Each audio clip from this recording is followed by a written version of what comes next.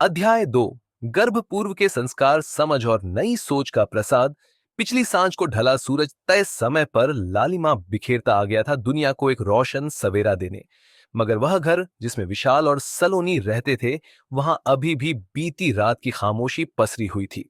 विशाल उठकर तैयार हो बिना नाश्ता किए ऑफिस चला गया। सलोनी भी उखदे मूड से उठकर बेडरूम से बाहर आई। वह कुछ समय सासू मां के निर्देशानुसार हॉल में लगी बाल गोपाल की तस्वीर को देख प्रार्थना बुदबुदाई। मगर ऐसा करते हुए उसका ध्यान कहीं और ही था। मन में विशाल के लिए गुस्सा भरा हुआ था, इसलिए प्रार्थना करते हुए भी भाव नकारात्मक ही थे। वह कुछ देर अनमनी से घर में टहलती रही, तभी डोरबेल बजी। उसके पड्डी डोहस में रहने वाली गायत्री आंटी आई थी। उनके यहां सुबह कोई पूजा थी, उसी का प्रसाद देने। सलोनी ने बुझे मन से प्रसाद लिया। गायत्री उम्र दराज अनुभवी महिला थी। वे सलोनी को देखकर ही समझ गईं कि घर में कुछ बात हुई है, तभी इसका चेहरा उतरा हुआ है, वरना तो यह बहुत हंसमुख है। तभी उनकी नजर बाल गोपाल की तस्वीर पर पड़ी दी छोई। वे जानती थीं, कृष्ण भगवान की ऐसी तस्वीर शादीशुदा जोधों के घर तभी लगती है जब वे घर में एक नन्हे मेहमान का इंतजार कर रहे हों। उनके चेहरे पर मुस्कुराहट तैर गई। बहुत बहुत बधाई हो सलोनी, सुबह सुबह खुशखबरी मिल गई। अब मैं समझी तुम्हारा चेहरा क्यों बुझासा है। शुरुआती महीनों में ऐसे मूड स्विंग होना आम बात है। चिंता मत करो, सब ठीक होगा। अरे आप गलत समझ रही हैं आंटी। उनकी बातें सुन सलोनी सक पका गई। देखो, मुझसे कुछ छिपाने की जरूरत नहीं। मैं तो ये सोचकर ही खुशी से फूली नहीं समा रही हूं कि मेरे साथ कोई खेलने वाला आने वाला है। तुम्हारे बच्चे के साथ मेरा बुढ़ापा भी अच्छा कटेगा। गायत्री तो खुशी के मारे झूमने लगी थी। आंटी, आप मेरी बात तो सुनिए। कोई बात नहीं सुननी मुझे। आज से तुम्हारा ध्यान रखने की पूरी जिम्मेदारी मेरी। जो खाने का मन करे मुझे कह दिया करना, मैं झटपट बना ले आऊंगी। और हां, बच्चा कैसे संभालोगी, इस बात की भी तुम्हें बिल्कुल चिंता नहीं करनी है। मैं हूं ना, मैं उसे भी संभाल लूंगी और तुम्हें भी। गायत्री आंटी को इतना खुश, इतना उत्साहित देखकर सलोनी भाव विभोर हो गई। वे बहुत अच्छी पढ़डौसी थी, जरूरत के समय हमेशा काम आती। वह अकेली रहती थी, पति का देहांत हो चुका था, एक बेटा था जो विदेश में रहता था। फिर भी सलोनी ने उन्हें कभी परेशान या उदास नहीं देखा। हमेशा खुश रहना, पास पड़ोस वालों की मदद करना, बच्चों को मुफ्त में पढ़ाना और भी बहुत से सेवा कार्य वे किया करती थीं। एक पल को सलोनी को लगा, अगर वह यहां से शिफ्ट हो गई तो गायत्री आंटी जैसे अच्छे पड़ोसी का साथ छूट जाएगा। ये विचार उसे विचलित कर गया। सलोनी ने बड़े प्यार से गायत्री आंटी का हाथ पकड़ा और उन्हें सोफे पर बैठा दिया। आंटी, अभी ऐसी कोई बात नहीं है, मगर हाँ, हम सोच जरूर रहे हैं। जब भी कुछ होगा तो सबसे पहले आपको ही बताऊंगी। सलोनी ने मुस्कुराते हुए कहा। अरे तो फिर तुम्हारा मूड इतना उगदा हुआ क्यों है? तुम्हें तो खुश रहना चाहिए। सलोनी ने सारी बातें गायत्री आंटी को बता दी कि कैसे उसने गर्भवती होने से पहले आने वाली संतान के लिए पूरी प्लानिंग की हुई है कि उसे रहने के लिए अच्छा घर मिले, खेलने के लिए झूले और पार्क मिले, पढ़ाने के लिए अच्छा स्कूल मिले, उसे वे सारी सुख सुविधाएं मिले जो बचपन में सलोनी को नहीं मिली। और विशाल उसकी इन एडवांस तैयारियों को गैर जरूरी मानता है। उसे लगता है सलोनी समय से पहले और जरूरत से ज्यादा सोच रही है, इसलिए दोनों में अक्सर मतभेद हो जाता है। आंटी, आप ही बताइए, क्या आने वाले बच्चे की बेहतरी के लिए पहले से कुछ तैयारी करना, प्लानिंग करना गलत है? सलोनी की बातें सुनकर गायत्री आंटी कुछ देर गंभीर भाव से चुपचाप बैठी रही। फिर बोली, नहीं, बिल्कुल गलत नहीं है।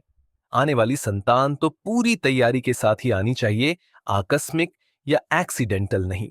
बच्चा कोई सामान तो नहीं जो यूं ही घर ले आए और रख दिया। वह तो ईश्वर का स्वरूप है, दिव्य चेतना है। उसका आवाहन उतने ही पवित्र और शुद्ध भाव से करना चाहिए जैसे पूजा में ईश्वर का आवाहन करते हैं। उसके आगमन की वैसी ही तैयारी करनी चाहिए जैसी किसी विशिष्ट मेहमान के घर आने पर की जाती है। वही तो मैं भी चाहती हूं। मैं पूरी तैयारी करके ही गर्भधारण करना चाहती हूं। मगर विशाल मेरी डिमांड को फालतू की जिद और गैर जरूरी मानते हैं। सलोनी ने अपना पक्ष पूरे जोश से रखा। अच्छा सलोनी, एक बात बताओ, तुमने ये बाल गोपाल की तस्वीर क्यों लगाई है? गायत्री आंटी ने पूछा।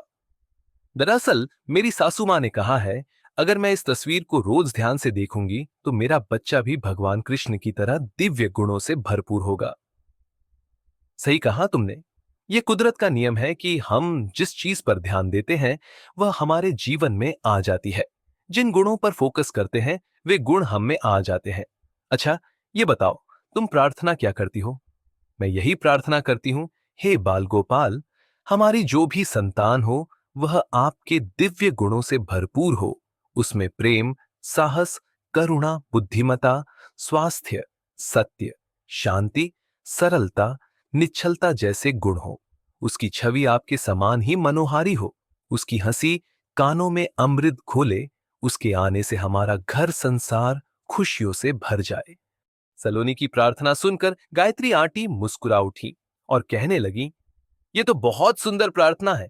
हर मां यही चाहती है कि उसकी संतान ईश्वरीय गुणों से भरपूर हो, वह ईश्वर का ही प्रतिरूप हो। अच्छा, ये तो हुई तुम्हारी बात कि तुम्हें कैसी संतान चाहिए, मगर क्या कभी तुमने यह सोचा है कि तुम्हारी भावी संतान को कैसे मम्मी पापा चाहिए? वह सूक्ष्म, शुद्ध जीव जो तुम्हारे घर संतान बनकर आने वाली होगी, वह क्या तैयारियां कर रही होगी, उसकी तुमसे क्या अपेक्षाएं होंगी? ये सुनकर तो सलोनी को सांप सूंघ गया। इस तरह तो उसने कभी सोचा ही नहीं था। उसे यूं आवाक देख गायत्री आंटी आगे बोली, अरे भाई, वह भावी संतान भी तो कहीं होगी। उसने भी तो अपनी दीवार पर एक आदर्श मम्मी पापा का फोटो लगाया होगा। वह भी तो प्रार्थना करती होगी कि हे भगवान, मुझे ऐसे ही मम्मी पापा मिलें जो तन मन से स्वस्थ हो, जो प्रेम, आनंद, करुणा, शांति, समझदारी, वात्सल्य की मूर्ति हो, जिनके घर में हमेशा प्रेम, आनंद, शांति, सद्भावना बरसती हो, जो कभी न लड़े, हमेशा हंसते मुस्कुराते रहे। हैप्पी मम्मी, हैप्पी पापा ना। ये सुनकर तो सलोनी के होश उड़ गए। क्या वाकई ऐसा हो रहा होगा? अगर ऐसा सच में हो तो वे तो कहीं से भी हैप्पी मम्मी, हैप्पी पापा नहीं होंगे। उन दोनों के बीच जब देखो किसी न किसी बात पर कहां सुनी चलती ही रहती है, विचारों में मतभेद बना रहता है। और इस कारण अगर उस बच्चे ने हमें रिजेक्ट कर दिया तो, हमारे यहां आने से इनकार कर दिया तो क्या होगा? सोचकर ही सलोनी पसीने पसीने हो उठी। माथे पर चिंता की लकीरें पड़ गईं। उसकी ऐसी हालत देख गायत्री आंटी हंस पड़ी।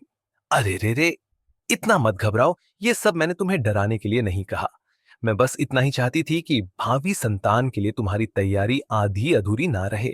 तुम्हें कैसी संतान चाहिए ये तो तुमने सोच लिया, मगर तुम्हारी संतान को कैसे पेरेंट चाहिए, इसकी भी तो तैयारी करनी पड़ेगी ना। सलोनी आकर गायत्री के कदमों में बैठ गई। आंटी, इस तरह से तो मैंने कभी सोचा नहीं था। आदर्श संतान की कामना कर रही थी, उसे सारी सांसारिक सुख सुविधाएं देना चाह रही थी, मगर आज पता चला इतना काफी नहीं है। गर्भधारण से पूर्व अपने पर भी काम करना होगा, खुद को भी उसके लायक बनाना होगा। मगर कैसे? आप तो इतनी अनुभवी हैं, आप ही कुछ राह दिखाइए। डरो नहीं, सब हो जाएगा। तुमने इतना सोच लिया कि खुद पर काम करना है तो समझ लो आधा काम हो गया।